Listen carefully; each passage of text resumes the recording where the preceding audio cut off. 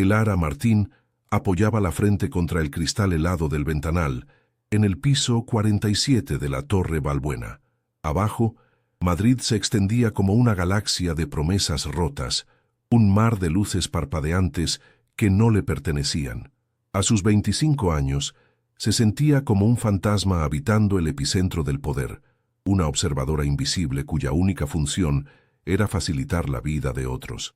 El silencio del despacho, solo roto por el zumbido casi inaudible de los servidores, era su compañero más fiel.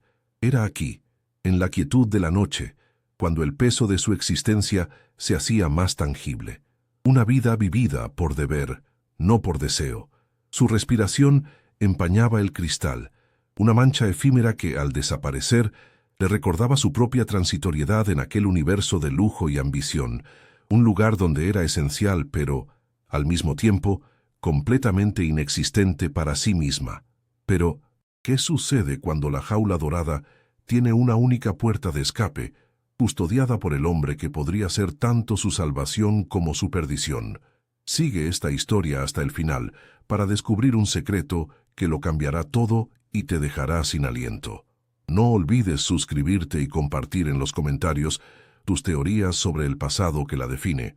Tu perspectiva podría ser la pieza que falta en este rompecabezas emocional. Como asistente personal del CEO, Elara era la guardiana de un imperio.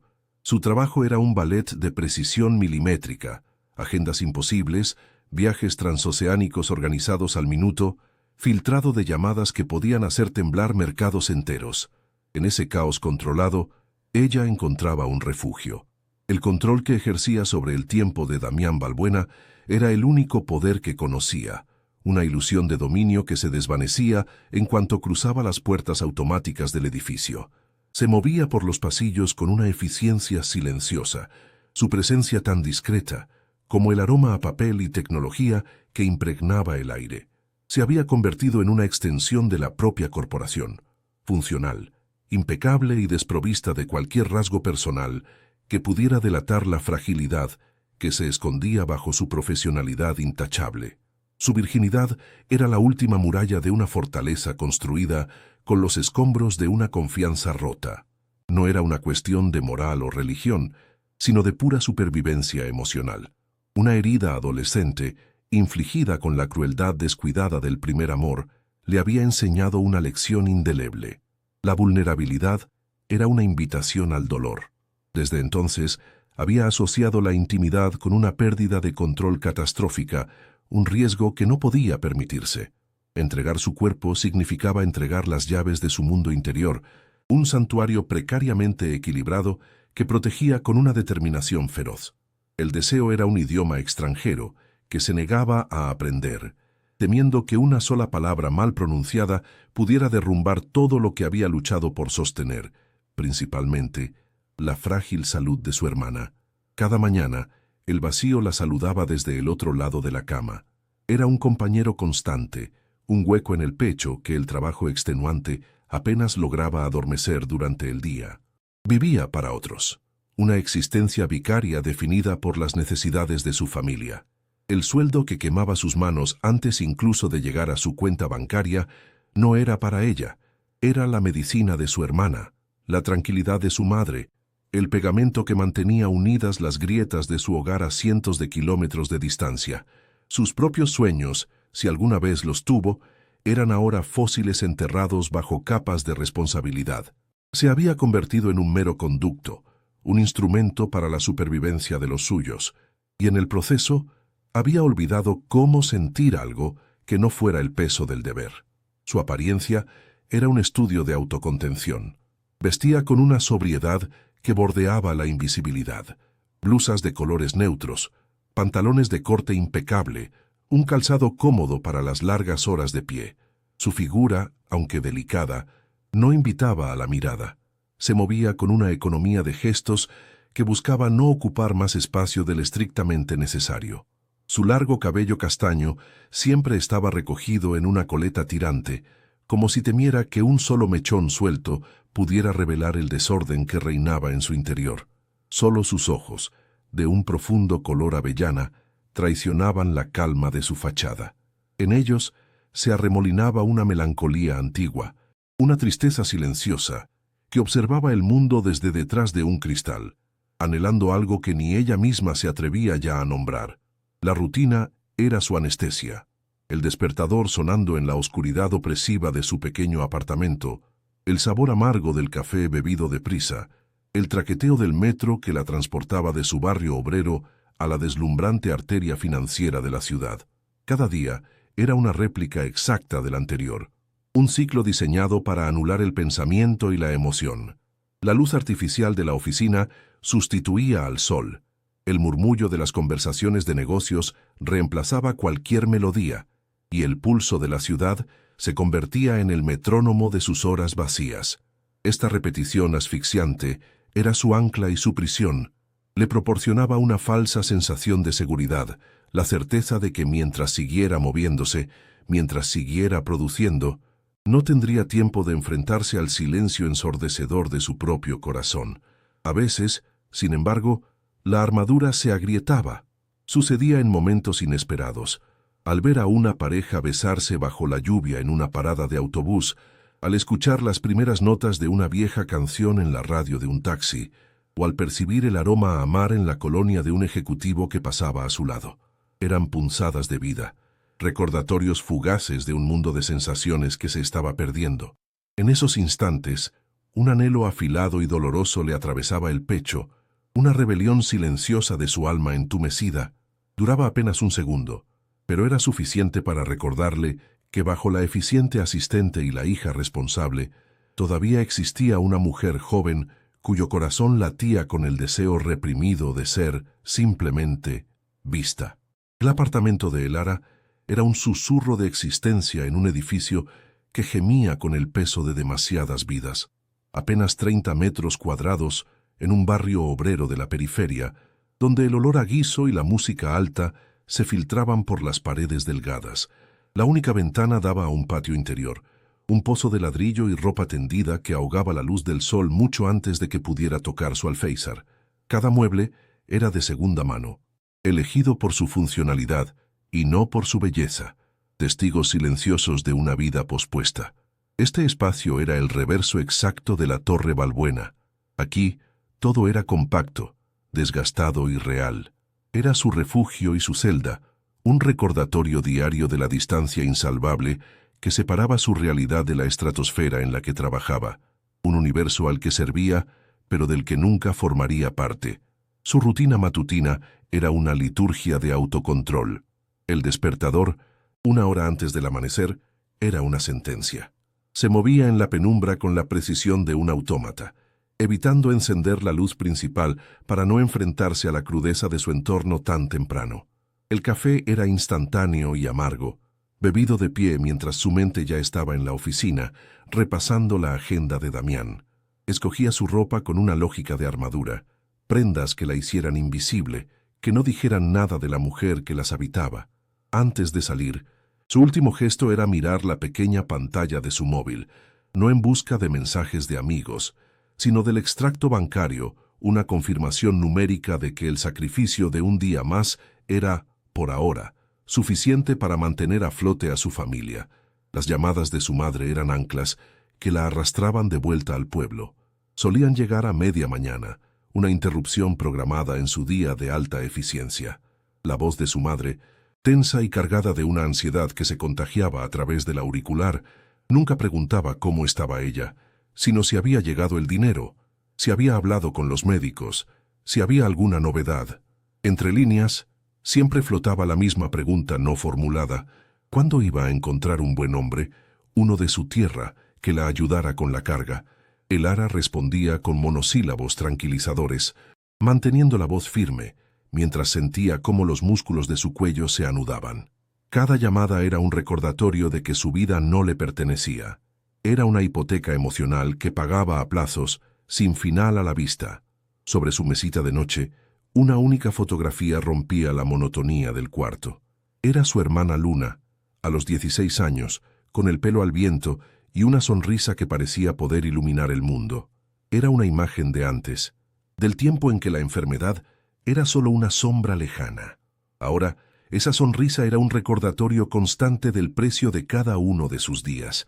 El tratamiento era experimental, increíblemente caro, una sangría económica que consumía su sueldo íntegro.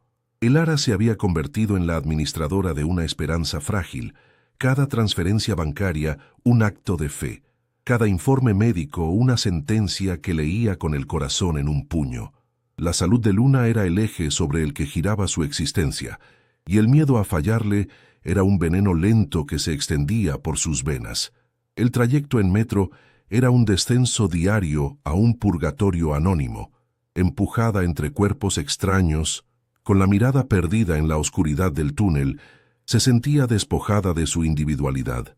Era un número más en la marea humana que alimentaba la maquinaria de la ciudad. Pero al salir de la estación en el distrito financiero, el aire cambiaba. El hormigón daba paso al cristal y al acero. El olor a humanidad era reemplazado por el perfume caro y el aroma a café de especialidad. La Torre Balbuena se alzaba como un tótem de un dios ajeno, un coloso que la empequeñecía y la juzgaba. Cada mañana, al cruzar sus puertas giratorias, sentía que se despojaba de su propia piel para vestir el uniforme invisible de la asistente perfecta, dejando atrás a la mujer del apartamento sombrío. A menudo, la imagen de su pueblo en Castilla la asaltaba con una claridad dolorosa. Recordaba los campos dorados bajo el sol de verano, el silencio denso de las siestas, el sonido de las campanas de la iglesia marcando un tiempo más lento, más predecible. Había huido de aquel lugar, de sus horizontes limitados y sus juicios silenciosos, buscando en Madrid un anonimato que confundió con libertad. Pero la ciudad le había impuesto una jaula diferente, más sofisticada y solitaria. Estaba atrapada entre dos mundos, el pasado que la asfixiaba con sus expectativas tradicionales y el presente que la devoraba con sus demandas impersonales. No pertenecía a ninguno de los dos. Era una exiliada permanente, suspendida en un limbo de deber y agotamiento, sin un lugar al que poder llamar verdaderamente hogar. Su vida financiera era un ejercicio de contabilidad extrema. En un archivo protegido por contraseña en su ordenador personal, llevaba un registro de cada céntimo. La hoja de cálculo era un tapiz desolador de cifras en rojo y negro. La columna de ingresos, su sueldo, parecía imponente hasta que se enfrentaba a la de gastos. El alquiler, los suministros básicos y, sobre todo, la línea dedicada al tratamiento Luna, que devoraba casi todo lo demás. Se permitía un presupuesto para comida tan exiguo que a menudo se saltaba la cena, atribuyéndolo al cansancio. Ver su vida reducida a números, a un balance que nunca cuadraba a su favor, era una forma de tortura silenciosa. Era la prueba irrefutable de que su existencia se había convertido en una mera herramienta para la supervivencia de otros. La presión para casarse era un subtexto constante en las conversaciones con su madre. No se trataba de amor, sino de pragmatismo. Un marido, en la lógica de su madre, sería un socio en la carga, otro pilar para sostener el peso de la familia. Le hablaba de hijos de vecinos que habían triunfado en la vida, de hombres decentes que podrían cuidarla. Para Elara, esta sugerencia era la más violenta de todas las prisiones. Significaba renunciar a la última brizna de autonomía que le quedaba, encadenarse a un destino que no había elegido para satisfacer una convención social. El matrimonio, para ella, no era una promesa de compañía, sino la capitulación final, el reconocimiento de que sola no podía, de que su único valor residía en ser la esposa de alguien. Recordaba con una claridad glacial el día que firmó su contrato con Balbuena Tech. El papel era grueso, las cláusulas impresas en una tipografía pequeña y densa. Su atención se había detenido en la sección de confidencialidad y, especialmente, en la política de no confraternización. Prohibía explícitamente cualquier relación personal entre empleados de distinto rango jerárquico para evitar conflictos de interés. En aquel momento, le pareció una norma corporativa lógica, impersonal. Con el tiempo, había llegado a entender su verdadero significado. Era una muralla legal que reforzaba su aislamiento. Dentro de la torre, no era una mujer, era un activo de la empresa. Su vida emocional debía quedar fuera. y esa norma convertía la oficina en un desierto afectivo, un espacio seguro pero estéril. Por la noche, cuando la oficina se vaciaba y solo quedaba ella, esperando a que Damián terminara, el silencio se llenaba de significado. El ventanal ya no era una vista, sino un espejo oscuro que le devolvía el reflejo de una mujer solitaria en una jaula de oro. Las luces de Madrid, que durante el día eran un símbolo de oportunidad, por la noche se convertían en millones de vidas ajenas, de historias de amor, de risas y de penas de las que ella no formaba parte. Estaba en el centro del poder, en el corazón palpitante de la ciudad, y sin embargo, se sentía más aislada que nunca. La opulencia que la rodeaba, el mármol frío, el cuero caro, el arte moderno, solo servía para subrayar su propia precariedad, la inmensa distancia entre su servicio y su vida. Damián Balbuena era una ausencia presente, una leyenda que habitaba la planta 47, mucho antes de que su presencia física se materializara. En los pasillos de Balbuena Tech se le conocía como el cirujano, un apodo susurrado, con una mezcla de pavor y admiración. Se decía que diseccionaba los mercados con la misma frialdad con la que analizaba a las personas, sin emoción, buscando únicamente la eficiencia y el punto débil. Su despacho, un vasto espacio de cristal y acero con vistas panorámicas a la ciudad, era menos una oficina y más un santuario inexpugnable, el nido del águila desde donde observaba su imperio. El Ara, que gestionaba el umbral de ese santuario, sentía su influencia como una presión atmosférica, un cambio sutil en el aire que anunciaba la llegada del poder en su forma más pura y solitaria. Su llegada a la oficina era un evento silencioso pero sísmico. No se anunciaba con estruendo, sino con un repentino descenso de la temperatura ambiental. El murmullo de las conversaciones se apagaba, los teclados parecían sonar con más discreción y una corriente de tensión recorría la planta. El Ara lo sintió antes de verlo, el eco seco de sus zapatos italianos sobre el mármol pulido, un ritmo implacable que se acercaba. Cuando pasó junto a su puesto sin mirarla, una estela de su colonia, una mezcla compleja de vetiver, cuero y algo metálico, como la lluvia sobre el asfalto, la envolvió por un instante. Era alto, con un traje oscuro que parecía esculpido sobre su cuerpo y un rostro de ángulos afilados que no concedía nada, ni una sonrisa ni un ceño fruncido. Era un hombre herméticamente sellado. La primera comunicación del día siempre era impersonal, una orden escueta a través del sistema de mensajería interna. A mi despacho, ahora, sin saludos, sin por favores, 2 palabras que cortaban el aire y exigían obediencia inmediata. El Ara sintió el familiar nudo de ansiedad en el estómago, una reacción pavloviana que detestaba. Se levantó, alisando una arruga inexistente en su falda, y respiró hondo. Cada viaje a su despacho era como cruzar un campo de minas emocional.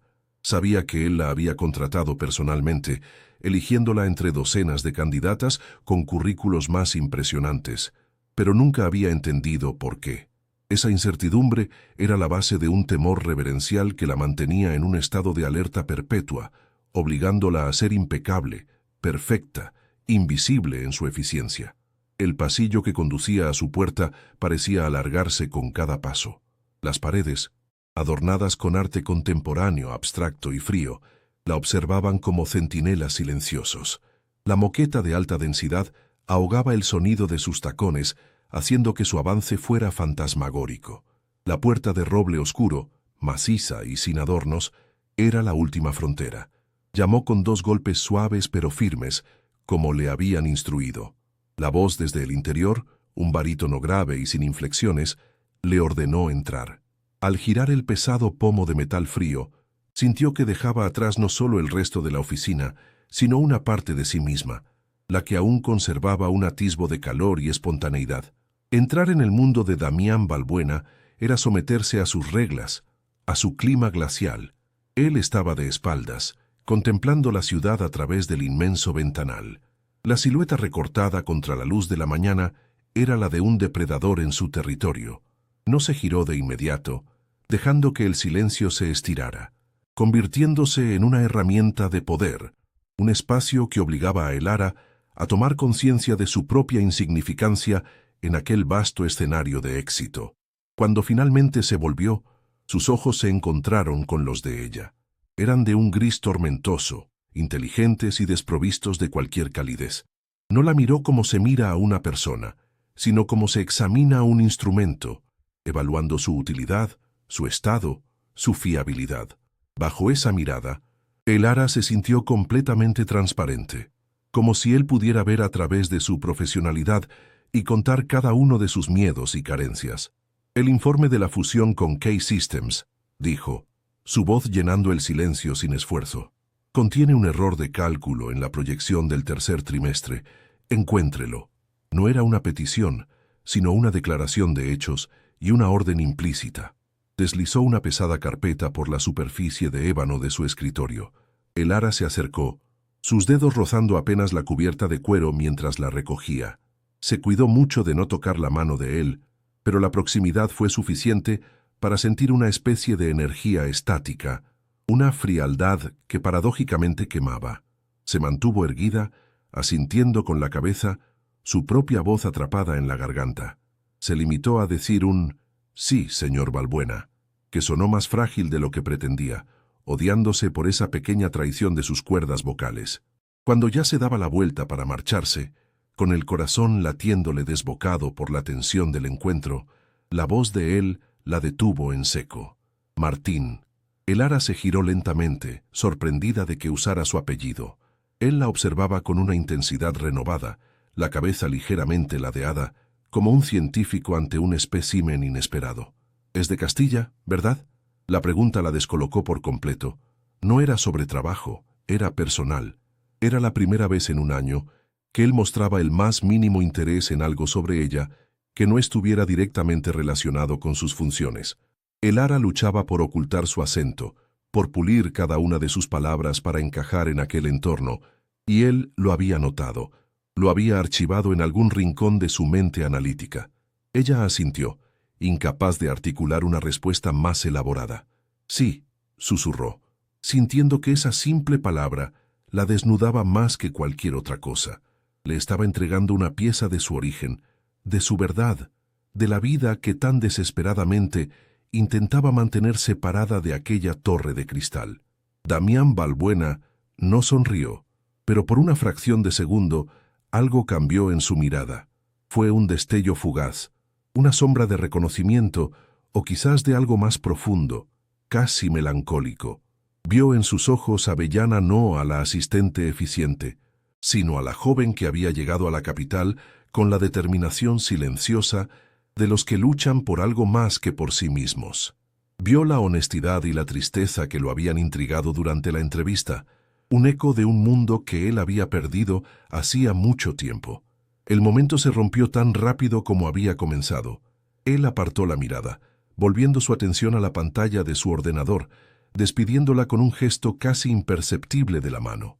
La conexión, si es que había existido, fue cortada con la precisión de un cirujano. Elara salió del despacho sintiendo las piernas temblorosas, cerrando la puerta con un cuidado extremo. El aire del pasillo le pareció de repente más cálido, más respirable, como si hubiera estado conteniendo la respiración todo el tiempo. La breve interacción, apenas un minuto en total, la había dejado completamente agotada, pero también extrañamente viva. Aquel hombre no solo era frío y exigente, era observador, peligrosamente perceptivo. Había visto una grieta en su armadura y eso la aterraba y la fascinaba a partes iguales. De vuelta en la seguridad de su cubículo, Elara se sentó y abrió la carpeta, pero las cifras y los gráficos bailaban ante sus ojos. Su mente no dejaba de reproducir la escena, la intensidad de su mirada gris, la vibración de su voz al pronunciar su apellido, la pregunta inesperada que había derribado momentáneamente sus defensas. Por primera vez, Damián Balbuena no era solo el jefe temido, el millonario enigmático del que todos hablaban en susurros. Se había convertido en una presencia real y tangible en su universo interior, un hombre que la había visto de una forma en que nadie en aquel edificio lo había hecho antes. Una semilla de peligrosa curiosidad acababa de ser plantada en el terreno yermo de su corazón, y tuvo el terrible presentimiento de que, si la dejaba germinar, podría destruir el frágil orden de su mundo. Los días que siguieron a aquel breve y desconcertante intercambio personal transformaron la atmósfera de la planta 47. El aire, antes neutro y profesional, ahora vibraba con una corriente subterránea de conciencia mutua. El Ara se descubrió hipervigilante, registrando cada uno de los movimientos de Damián Balbuena con una sensibilidad casi dolorosa. El eco de sus pasos en el pasillo, el discreto clic de su pluma sobre el escritorio, el aroma de su colonia que persistía en el ascensor mucho después de que él se hubiera marchado, todo se magnificó, convirtiéndose en un lenguaje secreto que solo ella parecía entender. Sentía su presencia incluso cuando él no estaba, como una presión fantasma en la nuca, un recordatorio constante de que el muro que había construido entre su vida profesional y su mundo interior se estaba volviendo peligrosamente poroso, amenazando con derrumbarse. Damián Balbuena, un hombre de rutinas inmutables y comunicación telegráfica, comenzó a introducir anomalías en su comportamiento predecible, pequeñas desviaciones que, para cualquier otro, pasarían desapercibidas, pero que para el Ara eran seísmos en su ordenada existencia. En lugar de usar el intercomunicador, a veces aparecía junto a su escritorio una sombra imponente que se cernía sobre ella, obligándola a levantar la vista y enfrentarse a la intensidad de su mirada gris. En esas ocasiones, el espacio vital de el Ara se contraía hasta casi desaparecer, llenándose por completo de su presencia. Él le hacía preguntas sobre informes o agendas, pero sus ojos parecían buscar algo más, una respuesta a una pregunta que nunca se atrevía a formular en voz alta, dejando a el Ara con el corazón desbocado y las manos temblorosas. La primera vez que se tocaron fue un accidente, un evento tan fugaz y sísmico que dejó una marca indeleble en la memoria de el Ara. Ella le entregaba una pila de documentos urgentes en la puerta de su despacho, y al hacerlo, sus dedos rozaron el dorso de la mano de él. Fue un contacto insignificante, apenas un susurro de piel contra piel, pero para ella fue como recibir una descarga eléctrica. Un calor violento y desconocido ascendió por su brazo, se instaló en su pecho y le robó el aliento.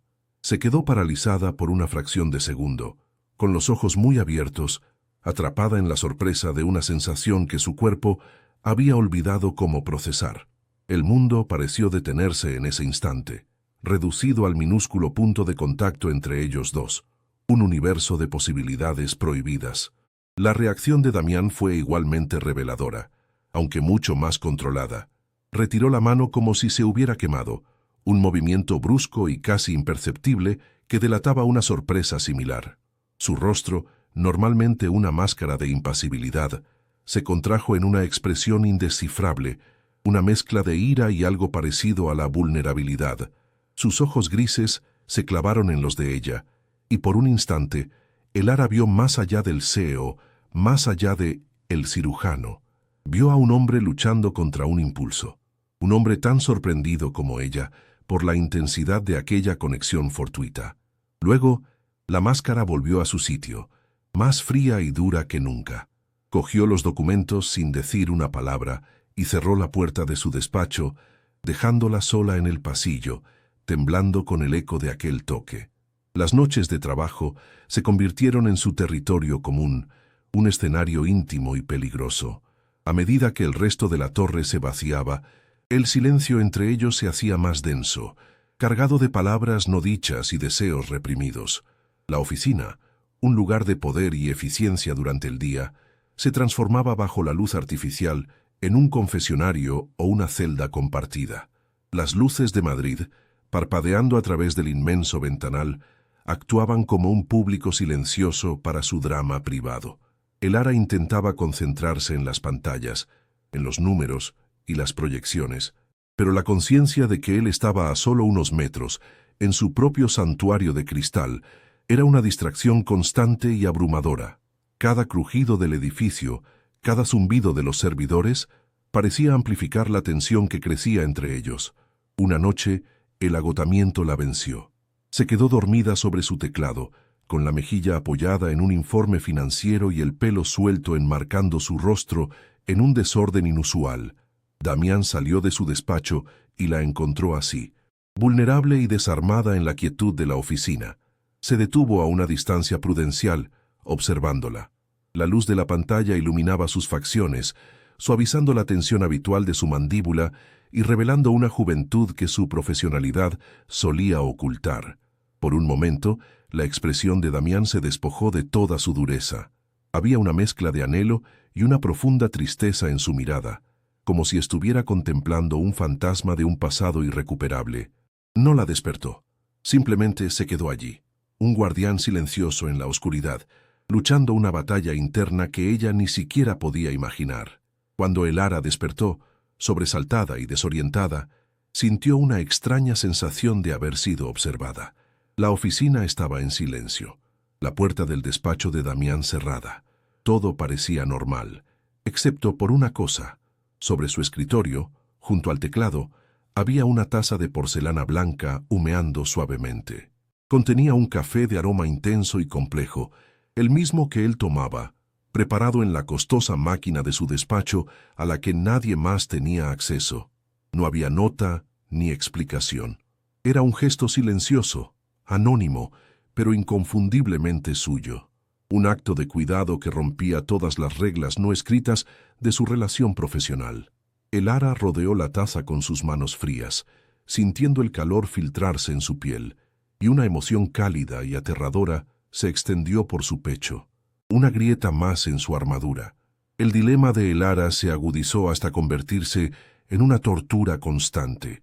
La atracción que sentía por Damián era una fuerza de la naturaleza, irracional y poderosa, que amenazaba con arrastrarla hacia un territorio desconocido y peligroso. Cada gesto amable de él, cada mirada intensa, era a la vez un bálsamo para su soledad y un veneno para su determinación. Se recordaba a sí misma las razones por las que había construido sus murallas: la salud de Luna, la estabilidad de su familia, la necesidad de mantener el control absoluto sobre su vida para no fallarles.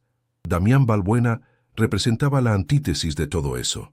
Era el caos, la imprevisibilidad, una tormenta que podía destruir el frágil refugio que había construido con tanto sacrificio. Desearlo era traicionar su deber, era arriesgarlo todo por algo que ni siquiera se atrevía a llamar esperanza. El punto de inflexión llegó durante una tensa reunión con un grupo de inversores alemanes. Uno de ellos, un hombre corpulento y arrogante llamado Herr Schmidt, se mostró abiertamente despectivo con Elara, cuestionando sus cifras con un tono paternalista y haciendo un comentario inapropiado sobre su juventud. Elara sintió la sangre subir a sus mejillas, pero mantuvo la compostura, preparándose para defender su trabajo con profesionalidad. Sin embargo, antes de que pudiera hablar, la voz de Damián cortó el aire de la sala de juntas, gélida y afilada como un bisturí. «Señor Schmidt», dijo en un alemán perfecto, «la señorita Martín es la profesional más competente de esta torre. Si vuelve a dirigirse a ella con algo que no sea el máximo respeto, esta reunión habrá terminado». El silencio que siguió fue absoluto, y la mirada de Schmidt se llenó de temor. Después de la reunión, que concluyó abruptamente con la retirada de los inversores, Elara se encontró a solas con Damián en el ascensor privado que conectaba la sala de juntas con su planta. El espacio reducido parecía vibrar con la tensión residual de su furia protectora. Ella no sabía qué decir. Un «gracias» parecía inadecuado, demasiado simple para la intensidad de lo que acababa de suceder. Él permaneció en silencio, mirando fijamente las puertas de acero, pero su postura era rígida, los músculos de su mandíbula aún apretados. Cuando el ascensor se detuvo, él se giró hacia ella, y sus ojos grises ardían con una emoción cruda que la dejó sin aliento. «Nadie te falta al respeto en mi presencia, Elara», dijo, usando su nombre de pila por primera vez. La palabra sonó extraña y a la vez profundamente íntima en sus labios. A partir de ese día, las barreras comenzaron a desmoronarse de forma más evidente.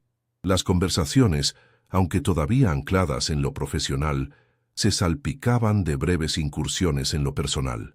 Un día, mientras revisaban un itinerario de viaje, él le preguntó con una naturalidad estudiada si alguna vez había estado en Florencia. Ella negó con la cabeza, y él se quedó en silencio por un momento, con la mirada perdida en el ventanal, antes de murmurar: «Deberías ir alguna vez. La luz allí es diferente». Fue un comentario fugaz, pero para Elara fue como si le hubiera abierto una pequeña ventana a su alma, revelando un atisbo de un hombre que apreciaba la belleza, un hombre que recordaba la luz de una ciudad lejana, un hombre más allá del imperio y la frialdad. Elara comenzó a entender que la coraza de Damián no era un signo de ausencia de sentimientos, sino una prisión para protegerlos. Observaba cómo, en momentos de extrema presión, se frotaba discretamente una tenue cicatriz sobre la ceja izquierda, un gesto inconsciente que delataba una herida más profunda que la visible. A veces, cuando creía que nadie lo miraba, su mirada se vaciaba, reflejando un abismo de soledad que rivalizaba con el de ella. Empezó a ver que su poder y su riqueza eran solo los muros de una fortaleza construida alrededor de un corazón devastado. Esta comprensión no disminuyó su miedo, pero lo transformó.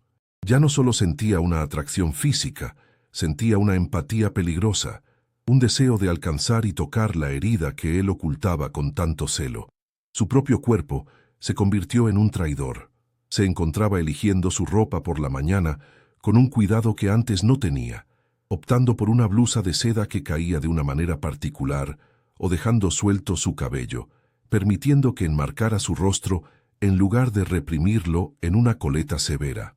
No era un acto consciente de seducción, sino un impulso subconsciente de ser vista, de ser reconocida como la mujer que era, no solo como la asistente eficiente.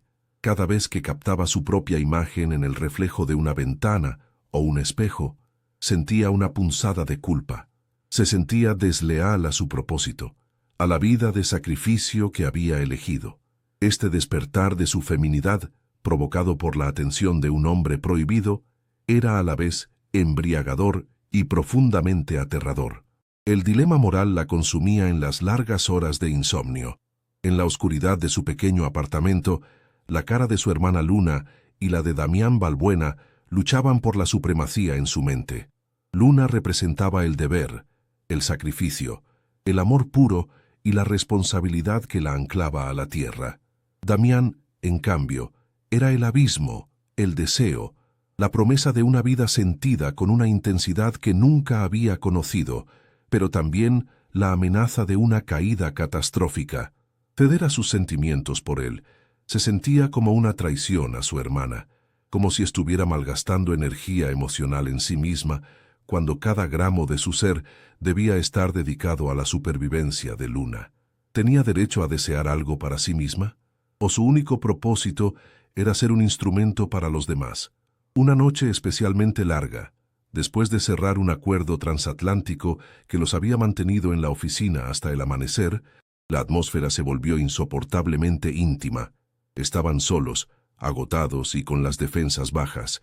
Damián estaba de pie junto al ventanal, su silueta negra recortada contra el primer resplandor violáceo del alba sobre Madrid. No miraba a la ciudad, parecía estar mirando a través de ella, hacia un recuerdo doloroso. «A veces», dijo en voz baja, sin volverse, «construyes un imperio para darte cuenta de que solo has amurallado un cementerio». La confesión, críptica y cargada de una desolación infinita, quedó suspendida en el aire. Era una invitación, una puerta entreabierta a su pasado, y Elara sintió un vértigo terrible. Ella no respondió. Se quedó inmóvil junto a su escritorio, con el corazón martilleándole en el pecho, atrapada entre el instinto de huir y la necesidad abrumadora de cruzar la habitación, de acercarse a él y ofrecer un consuelo que no sabía si él aceptaría o rechazaría con crueldad. El silencio se estiró, lleno de la tensión de un hilo a punto de romperse. Sabía que cualquier movimiento, cualquier palabra, cambiaría el curso de sus vidas para siempre. La elección era suya. Podía retroceder hacia la seguridad de su rol como asistente o avanzar hacia el peligro y la incertidumbre de convertirse en algo más. Era la encrucijada de su vida, el punto exacto donde el deber y el deseo colisionaban con la fuerza de dos galaxias. Finalmente, él se giró. El amanecer incipiente iluminaba su rostro, revelando el agotamiento, y una vulnerabilidad que nunca antes le había mostrado. Sus ojos grises, normalmente fríos y analíticos, ahora ardían con una emoción oscura y febril que la recorrió por completo. No dijo nada más, pero su mirada era una declaración, una pregunta y una súplica. La distancia entre ellos, los pocos metros de moqueta cara que los separaban, se sintió como un abismo insalvable y, al mismo tiempo, como un espacio insignificante que podía ser cruzado con un solo paso. El aire crepitaba, cargado de electricidad estática. Elara comprendió con una claridad aterradora que la siguiente decisión ya no era una cuestión de si cedería o no, sino de cuándo. La transgresión era inevitable. Fue un paso, un único y deliberado paso que rompió la inercia de una vida entera. Elara sintió el crujido de sus propias cadenas internas al levantar el pie del suelo, un movimiento que pareció durar una eternidad. Cada centímetro que acortaba la distancia entre ellos era un acto de rebelión contra la hija responsable, la hermana sacrificada, la mujer invisible que había sido hasta ese momento. No pensaba en las consecuencias, ni en el trabajo ni en el dinero. Por primera vez, su cuerpo se movía guiado por una fuerza más antigua y poderosa que el deber, el deseo de entender al hombre roto que tenía delante, el deseo de sentir algo, cualquier cosa, que la hiciera sentir viva. Al llegar frente a él, el amanecer anaranjado la envolvió, y en la mirada de Damián vio el reflejo de su propia audacia, un asombro que desarmó por completo su fachada de poder. Con una mano temblorosa, Elara alzó los dedos y, en lugar de tocar su mano o su brazo, los posó con una delicadeza infinita sobre la tenue cicatriz que surcaba su ceja izquierda. Era el epicentro de su dolor oculto, el gesto inconsciente que lo delataba en sus momentos de mayor tensión. Al sentir su tacto, Damián se estremeció como si hubiera recibido una descarga eléctrica, un espasmo que recorrió todo su cuerpo. Cerró los ojos con fuerza, y una única lágrima, densa y solitaria, se deslizó por su mejilla, un océano de dolor contenido en una gota salada. Ella tenía una cicatriz igual, susurró, su voz rota, una confesión que se le escapó de las entrañas. El accidente.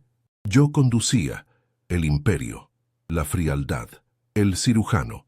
Todo se desvaneció en ese instante, dejando solo a un hombre devastado por la culpa, desnudo ante la única persona que se había atrevido a tocar su herida. Él la agarró entonces, no con violencia, sino con la desesperación de un náufrago que se aferra a la única tabla de salvación. Sus manos se hundieron en su pelo, liberándolo de cualquier atadura, y su boca se estrelló contra la de ella.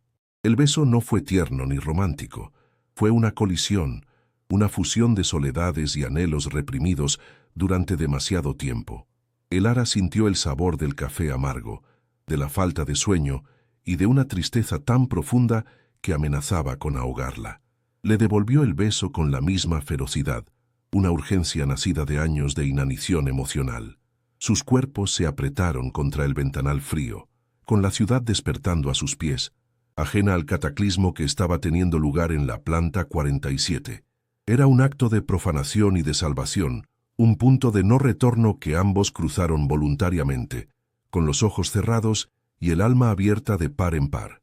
Sin romper el beso, él la guió, con pasos torpes y urgentes, a través de una puerta discreta que ella siempre había asumido que llevaba a un archivo. Detrás se escondía un apartamento privado, un refugio espartano y masculino, dentro de la propia torre. Era un espacio que gritaba la soledad de su dueño, una cama grande y sin hacer, una biblioteca con libros de filosofía y estrategia, y otro ventanal idéntico al del despacho, como si no pudiera escapar de su propia atalaya. El aire estaba impregnado de su aroma, una mezcla de cuero, ozono y la fragancia de su piel. Al entrar allí, Elara supo que había cruzado el último umbral. Ya no estaba en Balbuena Tech, estaba en el corazón del laberinto de Damián Balbuena, y la única salida era a través de él. La puerta se cerró a sus espaldas con un clic suave, sellando su destino y silenciando al resto del mundo. La ropa cayó al suelo, como las últimas hojas de un otoño tardío, símbolos de una identidad que ya no les servía.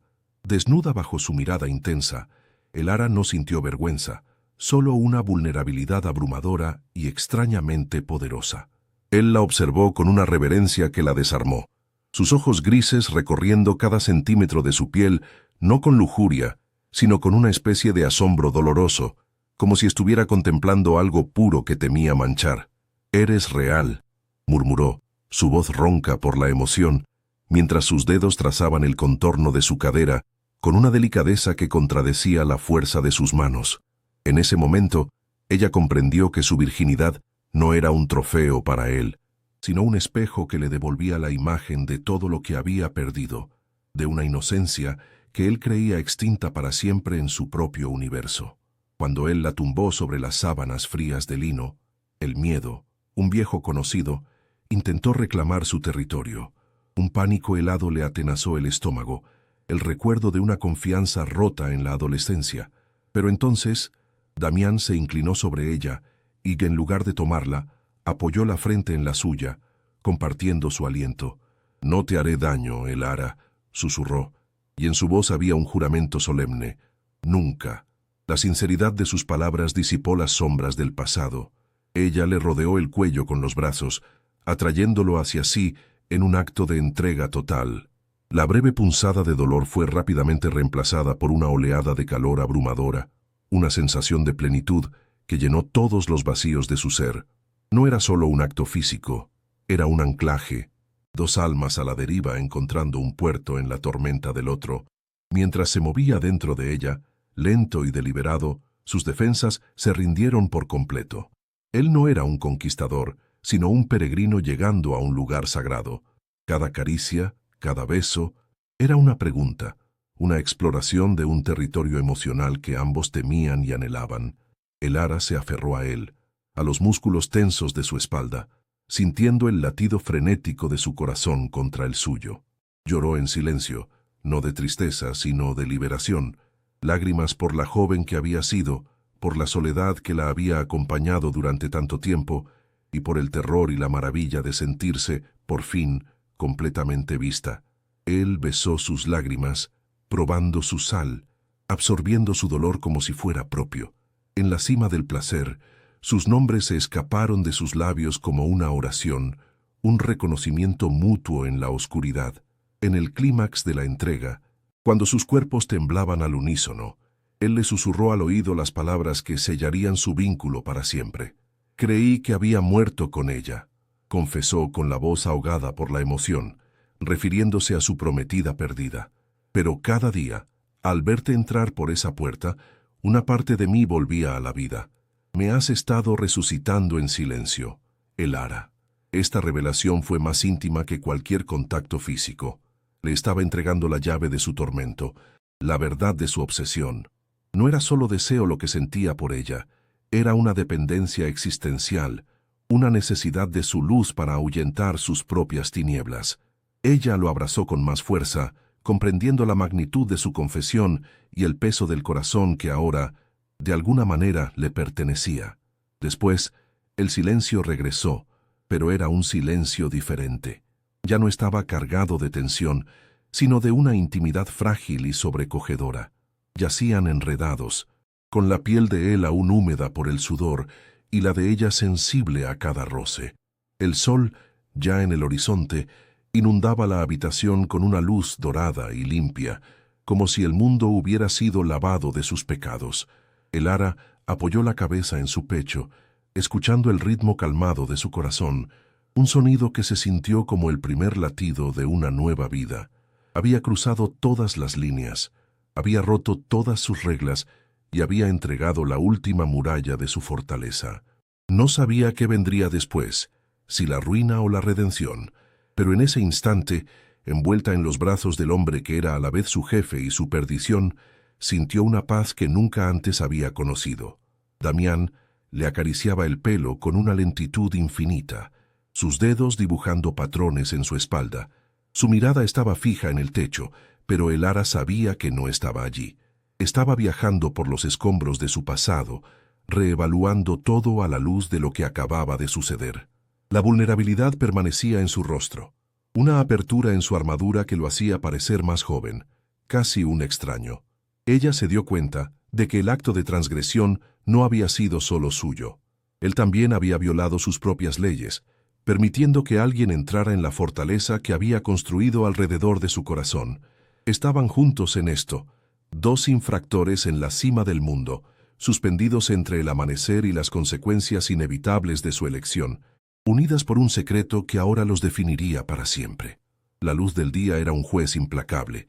Se filtraba por los resquicios de las persianas automáticas del apartamento privado de Damián, trazando líneas de polvo dorado en el aire y exponiendo la cruda realidad de la mañana.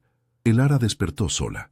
El calor del cuerpo de él se había desvanecido, y el lado de la cama que había ocupado estaba frío. Las sábanas de lino revueltas, como el testamento de una tormenta que ya había pasado. Se incorporó lentamente, sintiendo cada músculo de su cuerpo dolorido y extrañamente vivo.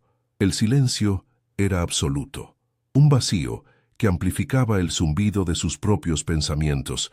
El aroma de él, una mezcla de piel, colonia cara y agotamiento, impregnaba la habitación, aferrándose a ella como una segunda piel, un recordatorio tangible e ineludible de la frontera que había cruzado. Era una intrusa en el santuario del rey, y la aurora la había encontrado despojada de todo, excepto de las consecuencias. El pánico, frío y afilado, comenzó a serpentear por sus venas. No había ninguna nota, ninguna palabra, solo la ausencia. Damián se había ido, desvaneciéndose como una aparición al alba, dejándola sola con la evidencia de su transgresión. Se levantó, recogiendo su ropa del suelo con manos temblorosas.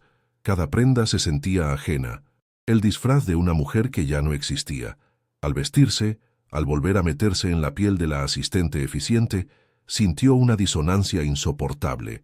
¿Cómo podía volver a su escritorio, a sus hojas de cálculo, a su vida de contención, después de haber probado una libertad tan devastadora?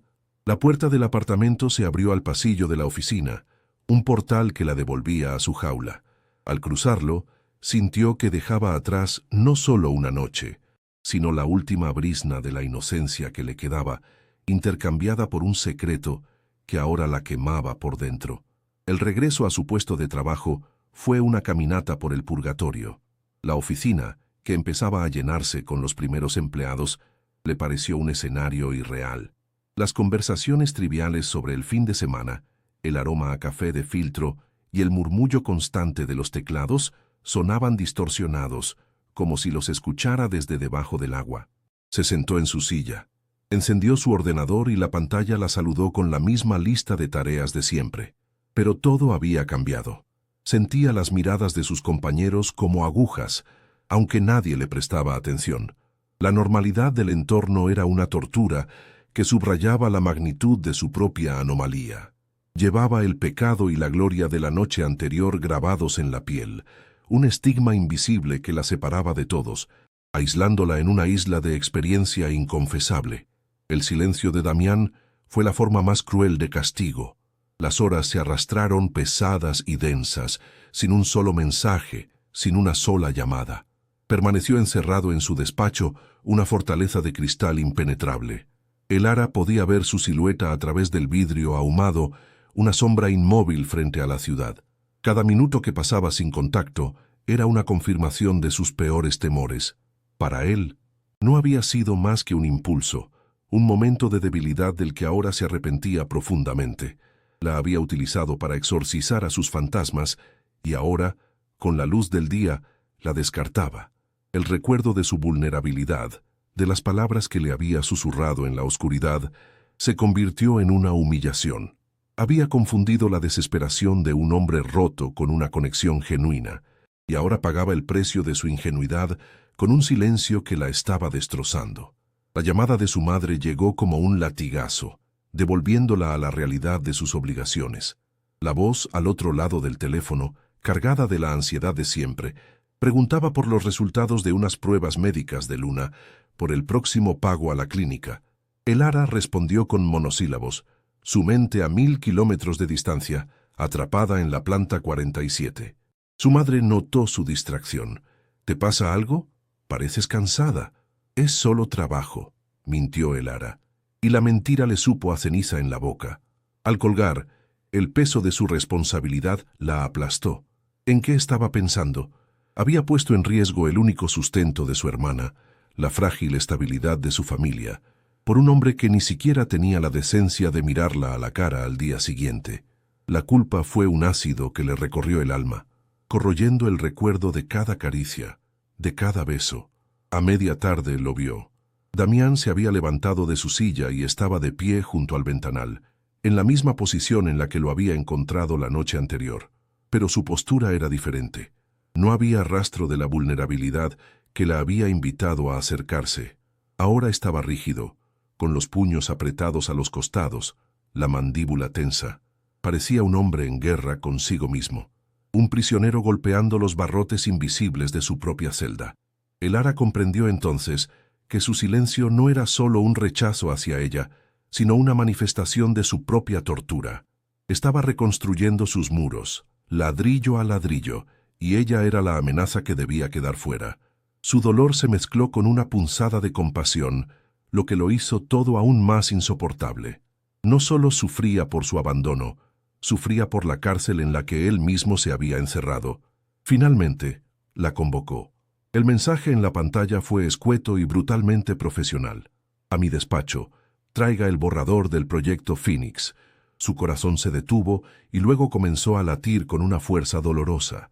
Entró en la oficina, que ahora se sentía como la escena de un crimen. Él no levantó la vista de su ordenador.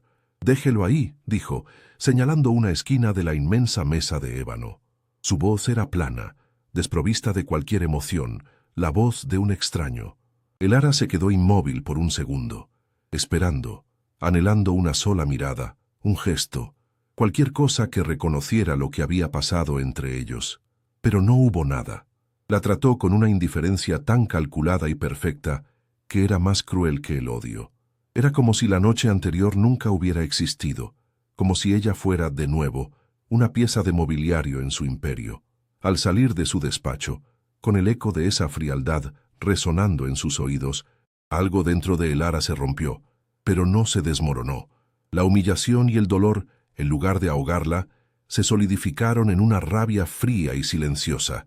La rabia hacia él, por su cobardía, pero también hacia sí misma, por haber permitido que su soledad la hiciera tan vulnerable. Se sentó en su escritorio y miró la pantalla, sus dedos flotando sobre el teclado. Él podía intentar borrarla, podía tratarla como a un error, pero no podía quitarle lo que había sucedido. Ella había visto detrás de la máscara de El Cirujano, había tocado sus cicatrices y había escuchado sus secretos. Esa noche, él le había entregado un poder que ni siquiera él mismo entendía. Ya no era solo su asistente, era la guardiana de su verdad, y esa conciencia encendió en ella una nueva y peligrosa fortaleza. Esa noche, en la soledad de su pequeño apartamento, el espacio ya no se sentía como una celda de sacrificio, sino como un campo de batalla personal. Miró la fotografía de Luna en su mesita de noche. La culpa seguía ahí, un nudo apretado en su garganta, pero ahora estaba teñida de una nueva perspectiva. Durante años, había creído que para salvar a su hermana tenía que anularse a sí misma, convertirse en un mero instrumento financiero. Pero la colisión con Damián le había enseñado una lección brutal. Un instrumento roto no sirve para nada. Había tocado fondo, pero en esa caída había descubierto que no estaba vacía. Tenía deseos, tenía furia, tenía un corazón que, a pesar de todo, seguía latiendo con una fuerza obstinada. Para sobrevivir, no solo por Luna sino por sí misma, necesitaba ser algo más que una mártir. Impulsada por una energía febril que no sabía que poseía, encendió su ordenador portátil. Abrió el proyecto Phoenix, el trabajo que Damián le había lanzado como un insulto, como una forma de enterrarla en datos impersonales. Pero ella lo abordó de una manera diferente. No trabajó como una subordinada obediente, sino como una estratega. Analizó cada cifra, cada proyección, encontrando fallos y oportunidades que él, en su tormenta interna, había pasado por alto. Trabajó toda la noche, no por deber, sino por un feroz acto de autoafirmación. Al amanecer, envió el informe completo por correo electrónico, con un análisis crítico y soluciones que no le habían pedido. Era una declaración de guerra silenciosa. No era un error que pudiera ser borrado. Era el Ara Martín, y acababa de descubrir que sus cadenas, al romperse, también podían convertirse en armas. Pasaron 6 meses, 6 meses en los que el silencio de la Torre Balbuena fue reemplazado por el murmullo de una vida que, por primera vez, el Ara sentía como propia. No había huido de vuelta a su pueblo, ni se había dejado consumir por la humillación. La indemnización por despido, obscenamente generosa y anónima, había sido la última comunicación de Damián, un acto de conciencia culpable que ella aceptó como una reparación de guerra. Con ese dinero, aseguró el tratamiento de Luna por 1 año y alquiló un pequeño local en su propio barrio. Fundó una modesta consultoría, ayudando a pequeños comerciantes a organizar sus finanzas. El poder que ahora manejaba no se medía en millones de euros, sino en la gratitud de una florista que entendía sus cuentas, o en la tranquilidad de un panadero que podía planificar su futuro. Era un poder real, tangible, construido con sus propias manos, lejos de cualquier jaula dorada.